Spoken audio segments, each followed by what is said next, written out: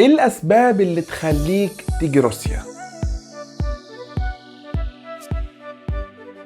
تعالوا نتكلم فيديو النهارده. لو انت واحد مثلا عايش في مصر، عايش في اي دوله، ايه اللي يخليك تيجي روسيا؟ ايه الاسباب اللي علشانها تيجي روسيا؟ اهم حاجه ما تنسوش اللايك والشير وتعليقكم حلو يا شباب عشان اكمل وتحفيز ليا. وتعالوا نتكلم عن الموضوع ده. بسبب سعر الصرف دلوقتي فانت روسيا هتلاقيها دوله حلوه جدا لو هتشتغل وتجمع منها فلوس. بس يا عم انت قلت ان روسيا ما بقتش الخيار الحلو للطلاب دلوقتي والكلام ده. ايوه انا قلت كده، بس بص دلوقتي لو انت واحد هتدي وقت كتير للشغل اكتر من الدراسه فهتحوش شويه فلوس حلوين جدا. يعني احنا عايزين بس يا جماعه نفرق بين واحد جاي يدرس وواحد جاي يشتغل. واحد دماغه كلها في الدراسه وممكن 10 او 20% للشغل، او واحد عنده 90% للشغل و10% للدراسه او 100% للشغل. ففي فرق بين ده وده طبعا.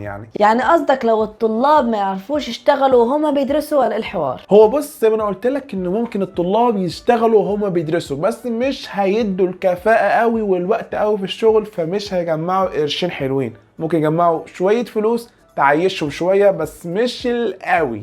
في خبر لازم اقوله لكم، ان كل يوم جمعة الساعة 10 بالليل بتوقيت مصر هنزل فيديو ده يكون اجابة على اسئلتكم. فلو عندكم اي سؤال اكتبوا في كومنتات تحت. ويوم الجمعة الساعة 10 ان شاء الله، كل يوم جمعة الساعة 10 بالليل بتوقيت مصر هنزل فيديو اجابة على اسئلة، فما تنسوش الوقت ده. اوعوا تنسوه. فاكتبوا دلوقتي التعليقات تحت اسئلتكم كلها وان شاء الله كل حاجه ارد عليها. فانا قصدي يا جماعه عشان بس محدش يتلخبط، ان انت لو واحد عاوز تشتغل في روسيا فهتكون من الخيارات الكويسه او من الدول الكويسه اللي ممكن تسافر علشان تشتغل فيها. ايوه، ده معناه ان الرواتب هتتراوح من كام لكام يعني. الرواتب مش هتكون الواو قوي ومش هتكون الوحش قوي.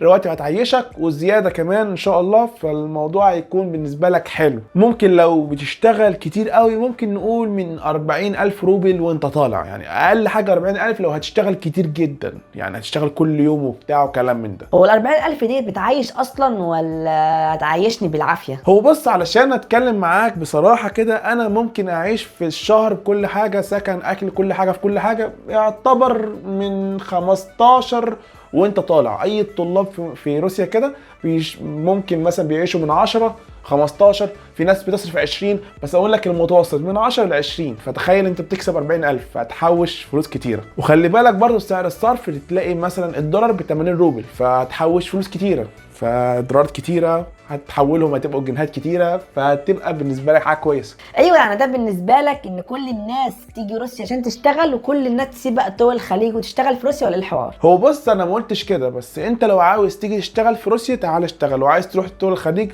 تعال اشتغل. في ناس كتيره بتاخد مثلا تحضيري، سنه تحضيريه او سنه في اي جامعه رخيصه عشان تيجي روسيا تشتغل. هي همها انها تيجي تشتغل مش دراسه، بس هي كحوار فيزا تاخد سنه، انها تقعد في روسيا سنه. انها مثلا انا بقدم على تحضيري السنه مثلا ب 50,000 روبل، فانا اقعد السنه دي في روسيا عشان اشتغل فيها مش ادرس فيها. ففي ناس دماغهم كده عشان شايفه الموضوع ده بالنسبه لهم سهل. في ناس بتفكر كده، في ناس بتفكر تفكير دول الخليج او تيجي هنا الشغل على طول. فكل واحد ليه تفكيره، اختلاف اراء. انا كخالد هل هسيب الدراسه واشتغل؟ لا طبعا، احنا جايين عشان دراسه يبقى هندرس، جايين عشان دراسه يبقى ندرس. وخلي بالك برضو الدكاتره هنا بياخدوا فلوس حلوه احسن من اي شغلانه ممكن تشتغلها هنا. مش اي شغلانه، قصدي الشغلانات العاديه بقى، توصيل والبناء والكلام ده، الدكاتره بياخدوا فلوس اكتر من ده بكتير يعني. فانت شوف انت جاي عشان ايه، عشان تدرس، عشان تشتغل، عشان اي حاجه من الحاجات دي. طب هو برضو ايه الاحسن، الناس تعمل فيزا عمل عشان تشتغل في روسيا ولا تيجي انها سنه تحضيريه وتشتغل في وقت السنه التحضيريه؟ بص انا مش خبير قوي في الموضوع ده، بس في ناس كتير اعرفهم جايين بفيزا سنه تحضيريه اللي هي فيزا دراسه عشان يشتغلوا. فناس كتير انا اعرف في الموضوع ده، بس مش خبير قوي. بس اللي عايز يعمل حاجه يعملها، ده تتوقف عليك انت حر. شايف نفسك هتشتغل اشتغل، شايف نفسك هتدرس هتدرس. بس خلي بالك اغلب الشغلانات محتاجه اللغه، فدي الفكره. مش هذكركم يا شباب باللايك والشير عشان ده يكون دافع لي ان انا اكمل. وان شاء الله يوم ويوم هنزل فيديوهات. يعني مثلا النهارده في فيديو، بكره مفيش، بعده في فيديو، بعده مفيش، بعده في فيديو، كده يوم ويوم مؤقتا عشان نعلى بالقناه وان شاء الله نوصل لحاجه كبيره جدا. والهدف بتاعنا يا جماعه ال 10,000 مشترك دلوقتي، يعني باقي شويه صغيرين على 10,000 ان شاء الله ده الهدف بتاعنا، يعني على الاقل اقرب هدف لينا ان شاء الله، بعدين 100,000 وكلام من ده. وما تنسوش هذكركم ان شاء الله باشا روسيا هيوصل للمليون مشترك يوم من الايام ان شاء الله، فاحفظوا الفيديو ده وتذكروا ان شاء الله يوم من الايام هيبقى في مليون. اخ واخت وكلنا عيله. تعالوا بس نكمل كلامنا عشان احنا دهنا كتير. بص، انت لو عاوز تشتغل بجانب الدراسه عندك شغلانات كتيره ممكن تشتغلها. اسال اي حد عندك في المدينه، شوف اي حد ياخد عليك عموله وتشتغل، مش حوار يعني، تشتغل شويه ساعات معينه، مش الموضوع هيكون اوفر بالنسبه لك. بس لو عاوز تشتغل فول تايم وقت كتير قوي، فالموضوع ده هيأثر على الدراسه بتاعتك 100%. قلت كده مليون مره برضه في الفيديو اللي فاتت، فهتأثر كتير جدا على الدراسه. فما تضحكش على نفسك، جاي للدراسه او جاي للشغل، مش هينفع تدمج بين الاثنين، صدقني مش هينفع تدمج بين الاثنين. وبالاخص لو بتدرس طب، حرفيا كل يوم هتذاكر وبرضه هتلاقي حاجات تانية تذاكرها، عشان العلم ده مش بيخلص، في كل يوم حاجات بنتعلمها كتيرة او جديدة، فموضوع مش بيخلص. ما تقولش في درس هذاكره وخلاص، لا، الدرس جواه حاجات، والحاجات لازم لها فهم، وفهم جوه فهم وفهم. الموضوع كبير اصلا، وغير كده في كمان براكتيكا او في عملي كمان هتتعلمه لو طب اسنان، طب بشري، مش عارف ايه. فما تضحكش على نفسك، ما ينفعش تدمج بالاثنين، على الاقل ما ينفعش تدمج بالاثنين بالطريقه الكافيه، اللي هو تدي كل قوتك للمذاكره وكمان كل قوتك للشغل. مش عادله يعني، ممكن تذاكر شويه وتشتغل شويه، بس ما تصورش انك هتدمج بالاثنين بالطريقه الحلوه. يعني هو انت نصيحتك ان الطلاب ممكن يشتغلوا في وقت الدراسه بتاعهم، ولا فاكس ويعتمدوا على اهلهم وخلاص؟ بص، هو نصيحتي لو انت هتعرف تشتغل شويه ساعات في اليوم، يعني مش بتاثر عليك في المذاكره او ممكن تاثر عليك بطريقه بسيطه جدا، اشتغل ووفر على اهلك. وبجد كلنا لازم نوفر على اهلنا، عشان اهلنا بيدفعوا فلوس كتيره جدا، ودلوقتي طبعا سعر الصرف قليل، فاهلنا يدفعوا فلوس اكتر من اكتر اللي كان اكتر. فاهم الفكره؟ فلو هتعرف تشتغل على الاقل ساعات معينه ممكن تاثر عليك في المذاكره بشكل بسيط، اشتغل، دوس وتوكل على الله. وده برضو والله هتاخد عليه حسنات اصلا انك بتساعد اهلك، فاهمني؟ طب هو الطلاب ازاي تلاقي شغل؟ هيسالوا مين او يلاقوا الشغل ازاي اللي انت بتقول عليه ده؟ بص، هو اللي عايز يدور على حاجه مش هيتوه، صدقني. عايز تسال حد عندك في المدينه هيكون افضل، انه يكون مثلا اضرب الشغل وكلام من ده، واضرب الناس اللي بتشغل، ممكن ياخد عليك عموله بسيطه بس طز، يعني انك عايز تشتغل عادي يعني.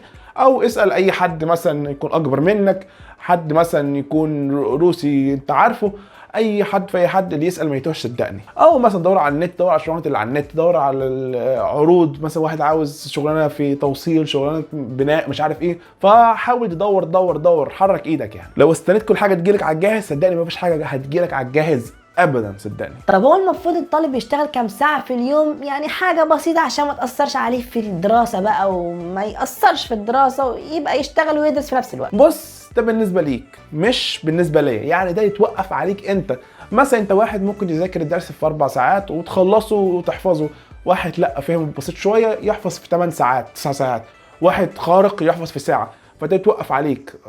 شبه ما بتذاكر، ذاكر واشتغل. شبه مثلا بتذاكر بطريقه بطيئه او معتدله الخ، فهتشتغل اقل. تذاكر بطريقه كويسه جدا سريعه جدا وتخلص بسرعه، هتشتغل اكتر. فده بيتوقف عليك مش عليا، كل واحد بشخصيته. وان شاء الله يا جماعه فيديوهات برضو جايه ان شاء الله، هبقى اقول لكم على كل شغلانه وازاي تشتغلوها وازاي تلاقوا شغل والشغلانات الموجوده والفلوس وكلام من ده. فاتاكدوا انكم مشتركين في القناه وعاملين لايك وكل حاجه، وان شاء الله كل حاجه جايه هتبقى احسن من اللي قبلها. وبس ده كان الفيديو، اشوفكم في الفيديو الجاي. ولو عندكم اي سؤال زي ما قلت لكم يوم الجمعه الساعه 10 بتوقيت مصر هعمل اجابه لبعض الاسئله بتاعتكم، فاكتبوا سؤالكم في اي فيديو على فيديوهات اليوتيوب وبس، واقول لكم بقى الاجابات ان شاء الله يوم الجمعه الساعه 10 بالليل بتوقيت مصر. شكرا على المشاهده، وتنسوش اللايك والشير، وسلام.